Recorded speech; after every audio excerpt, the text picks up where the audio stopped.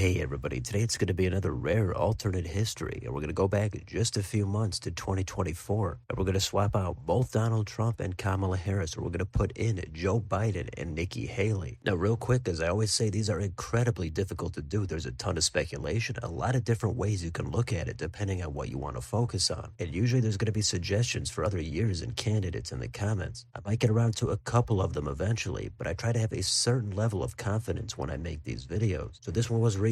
Let's try to go through this. Now, I'm not going to spend all day going through the candidates, but as I go over the background, I'm going to start by filling out the obvious safe states, and these are going to be 10 or more point margins. So in this scenario, it's assumed there's not any bitter infighting between Nikki Haley and Donald Trump. It's going to be that Trump just never ran or he was defeated in a primary. And with Biden, we're going to assume he stayed in the race until the bitter end. Now, we know a lot about Biden. I think he would have done worse than Kamala Harris because of inflation and immigration. Those issues would still be there. Also, his age-related issues likely would have not gotten any better, and plus there would probably be everything surrounding a cover-up. It was also a change election, and Biden was just more of the same. Now, there's a couple of things that are going to favor Biden, probably abortion, but we know Biden was not going to energize many voters whatsoever. If you thought a lot of people stayed home with Harris on the ticket, I think that there'd be a lot more with Biden. However, there's still a lot of political polarization out there, so a lot of Democrats or independent-leaning Dems would still come out just to vote for the party or to vote against Haley. Now, let's talk about Haley. She would have to try to bridge the gap between the Trump base and the establishment. She's definitely regarded as an establishment neoconservative Republican, so she would get those classic Bush-era type voters. Now, she would also do better than Trump with higher educated voters, and I think a little bit more in the suburbs, especially with women. Now, it's not going to be dramatic. Again, it's a change election. Biden is unpopular. Haley, I think, would struggle with the pure Trump voters. Those are the ones that are just only going to come out for Trump, and then they don't think about anything else. So in those deep red Trump counties, especially in the Rust Belt, I think they might end up being about 1% less red. However, in those suburbs, that's where Haley is going to make up about 1 or 2% herself. The big question is how's she going to do with Hispanic voters and in the deep blue urban counties? Trump made a lot of gains there. Could Haley do the same? Were those voters just fixated on Trump and his personality and his rhetoric? Or would Haley posture herself as being relatable for a ton of those voters as well? And the issues are just going to scare them away from Biden and put them in the Haley camp anyway. That part is highly up for debate, and I think you could take it either way you'd like. You could also talk about Haley compared to Trump has way less baggage in terms of convictions and charges. If people were scared of Trump and thought he would upend all the norms, then Haley should do even way better because she's not going to shake it up nearly as much. And for any of those voters that are excited about voting for a female president, are they also going to do it for Haley, or does that kind of go away because she's a Republican? So ultimately, Haley is going to win this election. I don't think that's a surprise at all. But compared to the alternate history between Trump and Biden, how would she do? I think a lot of the trade-offs with different demographics in different states would even out, but the most notable change is going to be the pure Trump counties would be just a little bit bluer, and the more affluent, wealthier, higher educated counties are going to be just a little bit redder. The other demographics and the blue counties, that's going to be up for debate, and that's what this is all about, to spark some conversation. So with the obvious safe states out of the way, let's get into this. First, I think with Haley against Biden, she would win every state Trump won against Harris, also by a safe margin. That's going to include Texas, Florida, Ohio, and Iowa. I don't think a ton of Trump voters in Ohio are going to all of a sudden sit home and Haley's only going to win that state by 6 or 7 points. Now, the more challenging part are going to be the safe states for Biden. There's plenty of easy calls like California, Maryland, Massachusetts, Vermont, even Biden's home state of Delaware. I think that would just stay over 10 points, but it'd be close. The other states are just way too blue. Any Democrat would win, probably by over 10 points as well. Now, to be fair to Biden, I'm also assuming that he reasonably is able to campaign, at least to some extent. If you go to a worst case scenario where he cannot get through a sentence, he keeps freezing up, he trails off constantly, he's bumbling around the stage, then yeah, some of these states would change even more, but this is kind of an even middle-of-the-road type of scenario. I'm also not really factoring in the running mates here, but I assume Haley would pick someone a little bit more establishment, try to throw the base a bone, maybe someone like Glenn Youngkin in Virginia. But anyway, the other safe state to mention here for Biden is going to be Washington. In 24, that state was just barely not as blue as California. They're kind of doing their own thing up there. I think it's just too blue, even with Nikki Haley, who would be more friendly in that state, especially around King County in the suburbs. I still think it would be about 10 to 11 points for Biden here, but I could be wrong. Now let's go down to the likely states. These are going to be between 5 and 10 points. At first, for Joe Biden, he's going to get Oregon. This is still closer to getting over 10 than it is under 5, but Biden is going to get it likely. Then in Colorado, this one I have at about 5.5 points for Biden. Here's a state I think Haley could theoretically do a little bit better than Trump in, but it's still way too blue to be competitive. Now we can keep going east. We we've got Illinois. This is a good state to point out how I think Haley would do just slightly worse than Trump in those deep red counties downstate. But in the suburbs, Haley is going to do a little bit better than Trump. In Chicago itself, in Cook County, there's going to be low enthusiasm for Biden, but I'm not sure if Haley is exactly going to be able to capitalize on those different demographics. So I'm going to say it kind of evens out, and it gets under 10 and goes likely. Then in the East Coast, it's going to be New York State, Connecticut, and Rhode Island. Those all get down under 10. It's going to be similar demographics as Illinois in places like New York, but in Connecticut, I could see Haley doing a little bit better here than Trump, and that's why it gets under 10. Now let's do the likely states for Haley. Starting in the West, it's going to be Nevada, Arizona, Georgia, and North Carolina. And we've got one electoral vote in the Northeast corner in Maine's 2nd Congressional District. So again, I don't think this is going to be way different than if it were Biden against Trump. The only one up for debate is going to be in Maine's 2nd. That is a very Trump-friendly area. Not a lot of higher educated suburban vote that Haley could capitalize on. So that one was a pretty tough call. I could see putting it at safe because again, Biden is weak. But maybe they're just not as friendly to Haley there and she ends up winning it only by 9.5. The rest of the states are kind of self-explanatory. Trump won those states against Harris, and in this, they're going to get a few points redder. Now let's go down to the lean states. These are going to be under 5 points, but more than 1 point. For Biden, I've only got one of them, and that's going to be the Garden State, New Jersey. This was the big shock in the actual election. Again, with working class voters, Haley might do a little bit worse, but there's other places in this state where Haley would do a little bit better. Let's say it all evens out. Biden still carries the state, but it is going to be by a competitive margin. Now the lean states for Haley. Well, first let's knock off the granite state. It's New Hampshire. Here's a state that I think Haley could improve upon compared to Trump. So she would get this one by 2, maybe up to 3 points. Now the other 3 states for Haley are going to be the Rust Belt states, Wisconsin, Michigan, and Pennsylvania. I've already mentioned that Haley would do just a little bit worse, maybe 1% in the extremely red Trump counties. But Haley is going to do a little bit better in places that are suburban heavy. In Pennsylvania, we're talking about Chester, Delaware, Montgomery counties. In Michigan, Washtenaw County, where Ann Arbor is. And in Wisconsin, Waukesha County might be a little bit redder. Those are just some examples to where I think everything kind of evens out. So the exact margin is going to be up for debate, but either way, I think they would go as lean ratings. Now I've got one more vote for Haley, and that is going to be in Nebraska's 2nd Congressional District. This is a suburban, blue trending place that I think Haley would do better than Trump, so she's going to be able to carry it by maybe 1 or 2 points. Now we can go down to the tilt margins. These are going to be 1% or less and highly competitive. First, we're going to go back to the Northeast corner. We've got Maine at large. This one would be a tilt for Biden. It's extremely close. Haley could win it, but I think in that 1st Congressional District, it is just way too blue. Even though Haley would do better there than Trump, I think with polarization, the state would still stay with Biden by about 1 point, but the margin in that 1st district, that would come all the way down to maybe low double digits. Then we're going to go to the Southwest. We've got New Mexico. This state is very borderline. It's also going to go tilt for Biden. But given Biden's weakness, it's unknown if Haley would do as well as Trump with Hispanic voters or if she would do a couple of points worse. Then we're going to go to the East Coast and look at Virginia. In Northern Virginia, Haley would of course do better than Trump. She'd lose a little bit in some of the redder counties, but ultimately I think she would make it very close. Now if she picked Youngkin as her running mate, maybe that would flip the state. But in this, I'm going to try to even it out. I'm going to say it still goes to Biden by a tilt margin. The last state is Minnesota. This is another one where Haley is going to make those very red Trump-friendly counties just a little bit less red. But in the Twin Cities and the suburbs, Haley would make some small gains. So it's tough, but in the end, I settled on Haley flipping that state and carrying it by a tilt margin. So that's it. The final map comes out to 327 for Nikki Haley, 211 for Joe Biden. The one that gives me the longest pause is going to be Maine's 2nd. I probably should bump that up to safe. Maybe I'll do it right now. We'll say that gets to 10 to 11 for Haley. So I think I covered everything at the beginning of the video and during all the ratings. You might emphasize different things. You might downplay others. I don't think there'd be much debate on Haley actually winning this election. It's all about debating about the margins with different demographics in different states. So I think you can make a case either way. I try to be fair and even everything out, even though there's a lot of unknowns. Some people are always extremely confident that this group would vote that way or this state would vote this way. The truth is nobody really knows what would happen. We all just saw a few surprises in the actual election. So given that we're swapping out both candidates with their own strengths and weaknesses and a ton of unknowns, I think most scenarios within reason are going to be fair game. So yeah, Biden is weak and he would lose this election in a landslide. But with polarization, he's still going to carry a good chunk of states. And Haley is not Trump. She's pure establishment. But a lot of Trump voters that are not necessarily a big fan would still eventually come around to voting for the party or against Biden. Anyway, this is a challenge, but I try to do it as fair as I can based on all the factors I saw. So let me know in the comments, what do you think about this alternate history? Do you think Biden would absolutely crash and burn more than this map shows? goes. Would Washington get under 10? Would he lose New Mexico, New Jersey, and Virginia? Or do you think Haley would scare off too many Trump voters and that she would not win by as strong of a margin? Let me know down below. On your way out, don't forget to like, share, and subscribe. Join if you'd like to support the channel. Thanks for watching. I'll see you next time.